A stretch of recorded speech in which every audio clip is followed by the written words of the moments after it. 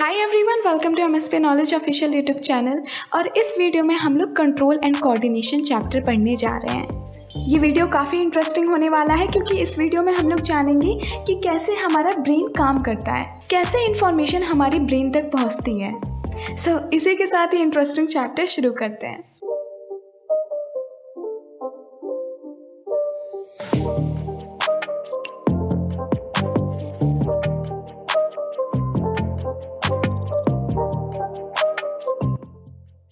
जितने भी चेंजेस हमारे आसपास इन्वायरमेंट में हो रहे होते हैं उसी के अकॉर्डिंग हम लोग रिएक्ट करते हैं। तो जो चेंजेस हो रहे होते हैं आसपास उनको हम लोग बोलते हैं स्टिमुलस। आप स्टिमुलस भी बोल सकते हो, स्टिमुलाई भी बोल सकते हो, जो आपका मन। तो जितने भी चेंजेस इन्वायरमेंट में हो रहे होते हैं जिन पे हम रिएक्ट करते हैं उनको हम लोग स्टिमुलस बोलते हैं। All living organism response and react to changes in their environment around them. The changes in the environment to which organism responds and react is called stimuli. आप stimulus भी बोल सकते हो, such as light, heat, cold, sound, smell, touch। तो ये सारी के सारी changes हैं जिन पे हम लोग react करते हैं और उन सबको क्या बोलते हैं? stimulus। Both plants and animal responds to stimuli but in different manner। तो plants अलग तरीके से stimulus पे react करते हैं और animal अलग तरीके से react करते हैं। मेनली इस चैप्टर में आपको दो सिस्टम के बारे में पढ़ना है। पहला हो गया नर्वस सिस्टम और दूसरा हो गया एंडोक्राइन सिस्टम। यही रिस्पॉन्सिबल है कंट्रोल एंड कोऑर्डिनेशन करने के लिए हमारी बॉडी का, और प्लांट्स में भी यही रिस्पॉन्सिबल रहते हैं। कंट्रोल मतलब कि हमारी बॉडी को कौन कंट्रोल कर रहा रहता है, कौन डिसीजन लेता है, और कोऑर्डिनेशन मतलब सारी चीज़ें एक ही साथ काम करती हैं। जैसे जब हम लोग बोलते हैं तो साथ में हमारे हाथ मूव करते हैं, तो इसी को हम लोग कोऑर्डिनेशन बोलते हैं। तो मेनली आपको दो सिस्टम के बारे में पढ़ना है। पहला हो गया नर्वस सिस्टम और दूसरा हो गया एंडोक्राइन सिस्टम। तो सबसे पहले हम लोग नर्वस सिस्टम के बारे में बात करेंगे, उसके बाद हम लोग एंडोक्राइन सिस्टम के बारे में पढ़ेंगे। नर्वस सिस्टम पढ़ने से पहले ये दो इम्पॉर्टेंट वर्ड्स के बारे में जान लो, मूवमेंट और लोकोमोशन। कहने के लिए तो ये दोनों सेम रहते हैं बट एक्चुअली में ऐसा होता नहीं है। मूवमेंट मतलब कि जब भी हम लोग कोई भी हैंड मूव करते हैं तो उसको हम लोग मूवमेंट बोलते हैं। बट लोकोमोशन मतलब कि कभी भी हम लोग एक प्लेस से दूसरे प्लेस जाते हैं तो उसको हम लोग लोकोमोशन बोलते हैं। तो लोकोमोशन में प्लेस चेंज होना इम्पॉर्टेंट रहता है बट मूवमेंट में प्लेस चेंज होना ज़रूरी नहीं है। इसलिए कहते हैं every locomotion is a movement but every movement is not a locomotion. तुम्हें पता ही है कि क्वेश्चन करना कितना ज़्यादा इम्पॉर्टेंट है। सिर्फ थ्योरी पढ़ने से एग्जाम में अच्छे मार्क्स नहीं आएंगे अगर आप क्वेश्चन प्रैक्टिस नहीं करते हो। इसलिए आप लोग ज़्यादा से ज़्यादा क्वेश्चन प्रैक्टिस किया करो। इसके लिए तुम लोग कोई भी अच्छे से क्वेश्चन बैंक खरीद लो। ओसवाल पब्लिशर एक बुक बनाते हैं सीबीएसई क्वेश्चन बैंक करके। इसमें तुम लोगों को chapter wise, category wise important question मिल जाएंगे। इसमें हर एक चैप्टर से इंपॉर्टेंट क्वेश्चन भी हैं, असर्शन रीजनिंग क्वेश्चन भी हैं, इवन केस बेस्ड क्वेश्चन भी हैं, और साथ ही में PYQs भी इनमें इंक्लूडेड है। ये तुम लोगों के लिए वन स्टॉप सोल्यूशन होगा। और साथ ही में ये जो बुक है वो लेटेस्ट सिलेबस को फॉलो करती है। ये स्पेशली 2023 बोर्ड एग्ज़ाम के लिए बनाई गई है। इसमें तुम लोगों को सभी लेटेस्ट क्वेश्चन मिल जाएंगे जिनके आने की प्रोबेबिलिटी बहुत ज़्यादा है। डिस्क्रिप्शन में आपको बुक का लिंक मिल जाएगा, इसको ज़रूर से देखिएगा, और अगर बुक पसंद आए तो ज़रूर इसको बाय करिए। इसी के साथ हम लोगों का ये ब्रेक एंड होता है। अब हम लोग वापस अपने चैप्टर पे आते हैं। जो हमारा नर्वस सिस्टम है वो छोटे छोटे सेल से मिलके बना हुआ है, और उन सेल को हम लोग बोलते हैं न्यूरॉन, या फिर उन्हीं को हम लोग नर्व सेल्स बोलते हैं। और बहुत सारे न्यूरॉन्स आपस में मिलके बनाते हैं नर्वस टिश्यू। तो नर्वस टिश्यू से ही हमारा नर्वस सिस्टम बना हुआ है। Control and coordination are provided by nervous and muscular tissue. देखो मसल्स भी आते हैं क्योंकि मसल्स के अंदर रिसेप्टर्स रहते हैं। रिसेप्टर मतलब जितने भी चेंजेस, जिसको हम लोग स्टिमुलाई बोलते हैं, तो जितने भी इन्वायरमेंट में चेंज हो रहे होते हैं उनको रिसीव करने के लिए। तो रिसेप्टर हम लोग आगे पढ़ेंगे इस वीडियो में। तो मसल्स में रिसेप्टर होते हैं और नर्वस टिश्यू से ही जो इंफॉर्मेशन है वो ट्रांसफ़र होती है। तो हमारा नर्वस सिस्टम नर्वस टिश्यू और मस्कुलर टिश्यू से भी मिलके बना हुआ है।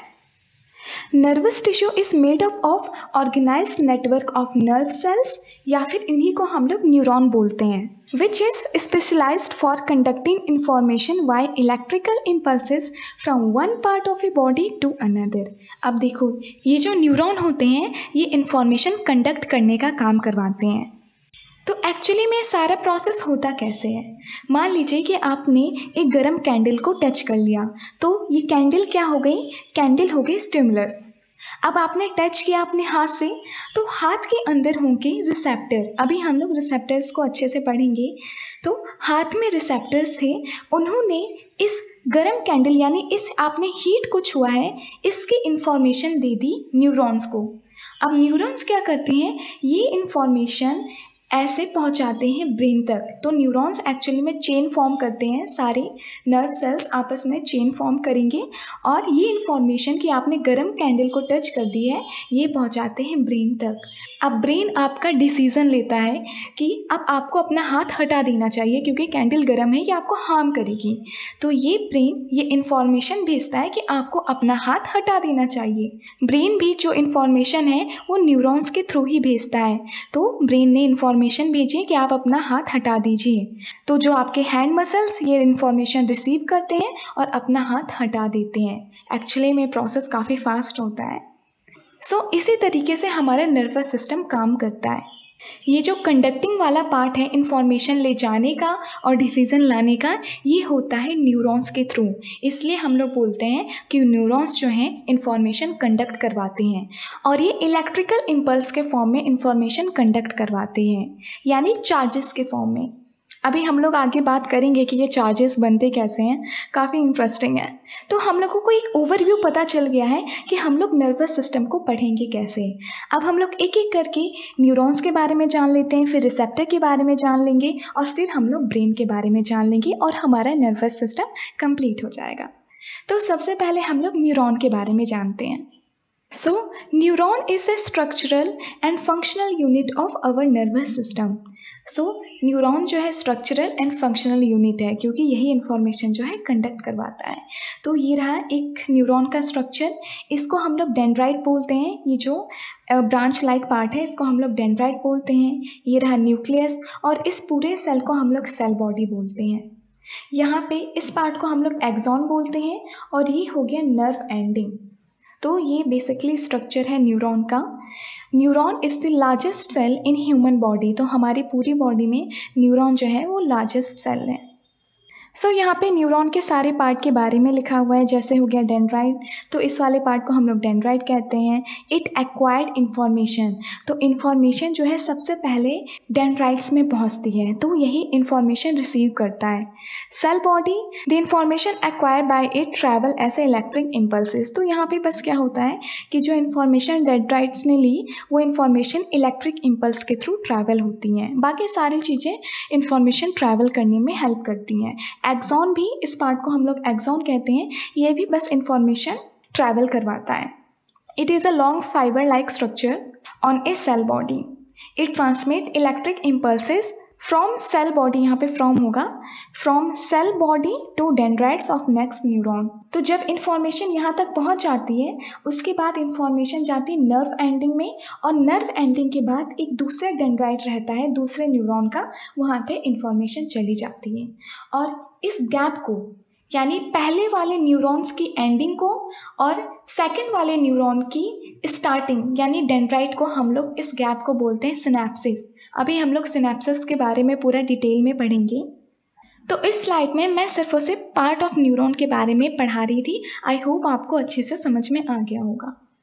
अगर मैं पूरा प्रोसेस एक स्लाइड में समझाने की कोशिश करूं तो कुछ इस तरीके से होता है कि सबसे पहले आते हैं आपके मसल्स जो हैं उन्हें हम लोग रिसेप्टर्स कहते हैं। सबसे पहले आते हैं रिसेप्टर्स होते कहाँ हैं?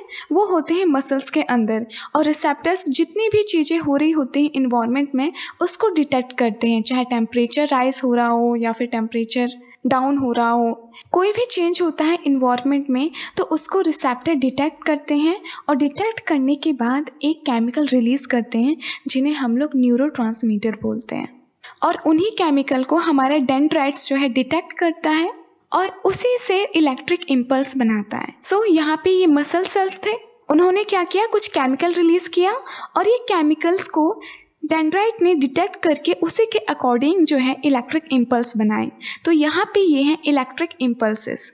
अब वो इलेक्ट्रिक इम्पल्स आगे ट्रैवल होंगी, तो मैंने इसी पार्ट को यहाँ पे जूम करके दिखाया हुआ है। आई होप आप सबको समझ में आ गया होगा। सो इलेक्ट्रिक इम्पल्स जनरेट हुए, वो आगे ट्रैवल करेंगे। तो सबसे पहले सेल बॉडी में जाएंगे, उसके बाद एक्सॉन में जाएंगे और उसके बाद जाएंगे नर्व एंडिंग में। सो इलेक्ट्रिक इम्पल्स यहाँ पे पहुँच गए। अब नर्व एंडिंग में क्या होता है, मैंने इस पार्ट को यहाँ पे जूम करके दिखाया गया है। तो हमारा इलेक्ट्रिक इम्पल्स यहाँ पे पहुँच गया। अब जब इलेक्ट्रिक इम्पल्स यहाँ पे बने वेसल से टकराएंगे तो इनके अंदर का जो केमिकल है वो रिलीज हो जाता है। सो ये वेसल्स रहते हैं, तो जैसे ही इलेक्ट्रिक इम्पल्स इनसे टकराते हैं तो इनके अंदर का जो केमिकल है वो रिलीज हो जाता है। सो यहाँ पे केमिकल्स रिलीज हो गए और इन केमिकल्स को हम लोग फिर से वही बोलते हैं न्यूरोट्रांसमीटर। तो इनको डिटेक्ट करने का काम रहता है डेंड्राइट्स का। सो यहाँ पे जो सेकंड न्यूरॉन का डेंड्राइट है, जिसे मैंने पिंक कलर से बनाया हुआ है, तो वो डिटेक्ट करेगा इन केमिकल्स को और उसके अकॉर्डिंग फिर से यहाँ पे एक इलेक्ट्रिक इम्पल्स जो है जनरेट होगा।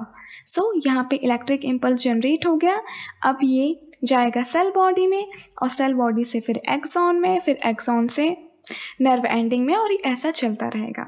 इसी तरीके से कंडक्शन होगा इंफॉर्मेशन का।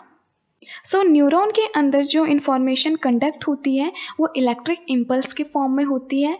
पर जब इंफॉर्मेशन को एक न्यूरॉन से दूसरे न्यूरॉन में जाना होता है तब वहाँ पे केमिकल्स की ज़रूरत पड़ती है और इन केमिकल्स को हम लोग न्यूरोट्रांसमीटर बोलते हैं। सो इस गैप को, जो दो गैप क्रिएट होता है पहले न्यूरॉन और दूसरे न्यूरॉन के बीच में, इसको हम लोग सिनेप्सिस बोलते हैं। बट अगर सेम गैप क्रिएट हो रहा है मसल्स और न्यूरॉन के बीच में तो इसको हम लोग न्यूरोमस्कुलर जंक्शन बोलते हैं। दोनों सेम ही चीज़ है, बस नाम अलग अलग है। अगर मसल्स और न्यूरॉन के बीच में हो रहा होगा तो न्यूरोमस्कुलर जंक्शन, और अगर दो न्यूरॉन्स के बीच में गैप है तो उसको हम लोग सिनेप्सिस बोलते हैं। आई होप सारी की सारी चीज़ें अच्छे से क्लियर हो गई होंगी। एनसीईआरटी बुक में न्यूरोमस्कुलर जंक्शन का डायग्राम दिया हुआ है बट सिनेप्सिस का नहीं दिया हुआ है, तो सिनेप्सिस भी आपको पढ़ने हैं। सो इसी के साथ हम लोग इस वीडियो को एंड करते हैं। नेक्स्ट वीडियो में हम लोग रिसेप्टर्स के बारे में पढ़ेंगे कि कितने टाइप के रिसेप्टर्स होते हैं और उनका क्या क्या नाम रहता है, और फिर हम लोग रिफ्लेक्स एक्शन के बारे में भी पढ़ेंगे। सो इसी के साथ ये वीडियो एंड होता है। Thank you so much for watching. मिलते हैं नेक्स्ट वीडियो में। Bye bye.